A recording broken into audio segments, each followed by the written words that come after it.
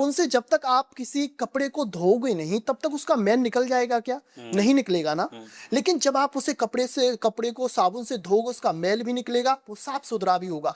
इसी तरह से राम नाम से आप अपने मन रूपी दर्पण को साफ करोगे धीरे धीरे धीरे धीरे। जब मन रूपी दर्पण साफ होगा तो उसमें आत्मा का प्रकाश जागृत होगा, और वो आत्मा का प्रकाश फिर आपके अंतर मन में जो अनंत जन्मों से बुरी वासनाएं भरी हुई हैं, प्रारब्ध जिसे बोलते हैं, जो कर्म है, उनको काटता है। अब इसमें जैसे कर्म आपके कट रहे होंगे तो उस समय क्या होगा कि आपके जीवन में धीरे धीरे परेशानी आने लग जाती है। जैसे किसी ने राम नाम का जाप करना शुरू किया तो उनके जीवन में प्रतिकूलताएं आना शुरू हो गई।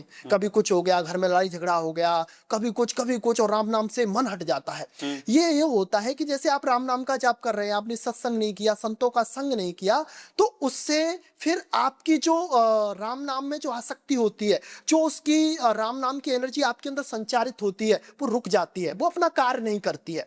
और जब आप संतों से भी जुड़ते हैं, राम नाम का जाप भी करते हैं, तो आपका मन धीरे धीरे साफ होकर फिर आपके प्रारब्ध कर्मों को कटते हैं। अब मान के चलो आपके मन में बहुत सारे विचार भरे हुए हैं, बहुत सारे, तो वो विचार आ कहां से रहे हैं भाई? वो कहीं ना कहीं किसी ना किसी जन्म में आपने वो कर्म किए हुए हैं, जो आपको इस जन्म में आपके मन में उनके विचार भरे हुए हैं। तो धीरे धीरे धीरे धीरे जब ये विचार आपके अंदर बढ़ते हैं तो उस समय राम नाम का जाप आपके प्रारब्ध कर्मों को काट रहा होता है।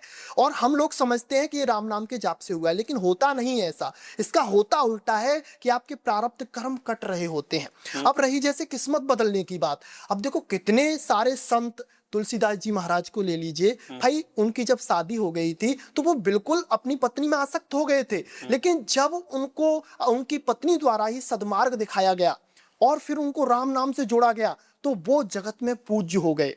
अब चलो ये तो पुराने संत रहे जो बहुत महान कोटि के हैं, आजकल उनकी जैसा होना संभव ही नहीं है ना। लेकिन आजकल भी जैसे हमारे पास बहुत सारे लोग आते हैं, अपनी चेकिंग्स वगैरह करवाएंगे, दिखवाएंगे, दरबार में वगैरह में आएंगे, तो हम उनको राम नाम का जाप बताते हैं कि आप राम नाम का जाप करिए और इस तरह से करिए। तो वो उस तरह से करते हैं तो उनको बहुत बड़े बड़े काम हुए हैं।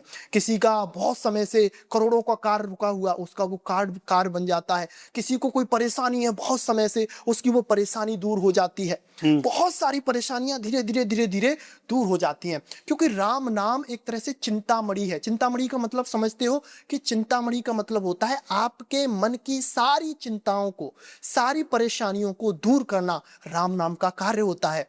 तो राम नाम, कल्प वृक्ष भी राम नाम को कहा गया है, आपकी सारी कल्पनाओं को पूरा करने वाला।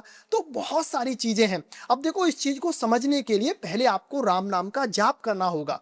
अब मान के चलो आपको मैं गुड़ दूं और यहाँ पे रख दूं, आपसे कहूं इसका स्वाद कैसा है, क्या आप बता पाओगे कि इसका स्वाद कैसा है? नहीं बता पाओगे भाई। क्यों नहीं बता पाओगे? क्योंकि आपने अभी उसको चखा नहीं है।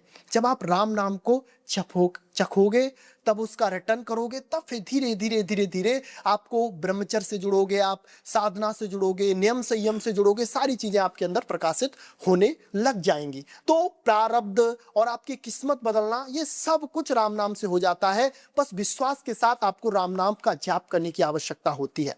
मेन चीज है आपका विश्वास। जब आपका विश्वास जम जाता है तो आपके सारे कार्य, सारे जो भी आपके कर्म है कट जाते हैं और आपका कार्य बन जाता है। इस तरह से राम नाम का जाप आपके जीवन में कार्य करता है। जैसा रोहित जी आपने भी बताया कर्म के बारे में और किस्मत के बारे में, और इसको कैसे बदला जा सकता है, आपने बहुत इसमें बताया था। क्या किसी नन्ही बच्ची के साथ में कोई दुष्ट व्यक्ति बलात्कार, जैसे बलात्कार तो कहेंगे नहीं, उसके साथ दुष्कर्म कर देता है, तो क्या उसके पिछले कर्म थे या ये उसकी किस्मत है? देखो मेन चीज ये है, उसने देखो अभी तो वो पैदा हुई है तो उसका कर्म कहां से बन गया, लेकिन कुछ तो उसका प्रारब्ध रहा होगा पिछले जन्म का। लेकिन जिसने बलात्कार किया है, जिसने उसके साथ दुष्परिणाम किया है, तो उसने अपने लिए नया प्रारब्ध खड़ा कर लिया है। उसका भोग उसे भोगना पड़ता ही पड़ता है। अब जैसे नन्ही सी बच्ची है, आप कह रहे हो कि उसका ये प्रारब्ध था, क्या था? नहीं, हम इसे इस तरह से नहीं कहेंगे। हम ये कहेंगे कि उसका इस जन्म का नहीं, प्रारब्ध पीछे से उसका चला आ रहा है। ना जाने कितने जन्मों से उसने उसके साथ कभी कुछ गलत किया होगा, तो उसने इस जन्म में आके उसके कर्म के रूप में समझ लिए, किसी भी तरह से समझ लीजिए, बलात्कार के रूप में या किसी भी तरह से उसके साथ उसने कुछ दुष्कर्म किया, तो उसका वो प्रारब्ध माना जाएगा, ना कि इस जन्म का वो कर्म माना जाएगा। तो ठीक है ना? जो जिस व्यक्ति ने किया वो उसका वो कर्म है।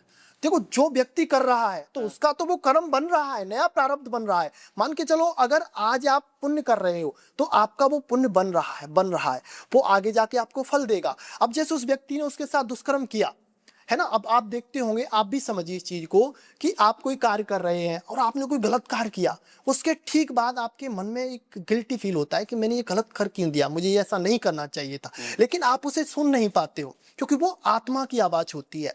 और उस समय उसके अंदर भी ये भाव जागृत हुआ होगा, लेकिन उसने सुना नहीं तो उसका वो प्रारब्ध बन गया। तो आगे चलकर फिर यही लोग तो हैं जो अकाल मृत्यु में जाते हैं, जहर खाएंगे, फांसी लगाएंगे। कौन होते हैं? उनके इसी जन्म के वो भीषण पाप होते हैं जो उनको दंड स्वरूप, जैसे उनकी बुद्धि खराब हो गई तो जहर खा लिया, फांसी लगा ली, है ना, बिजली से मर गए, यानी कि खुदकुशी करना, तो वो इसी जन्म के कर्म से कोई भीषण कर्म होता है, उसका दंड उनको मिलता है। और जो बच्ची का कर्म रहेगा वो पिछले जन्म का रहेगा, वो इस जन्म का नहीं माना जाएगा।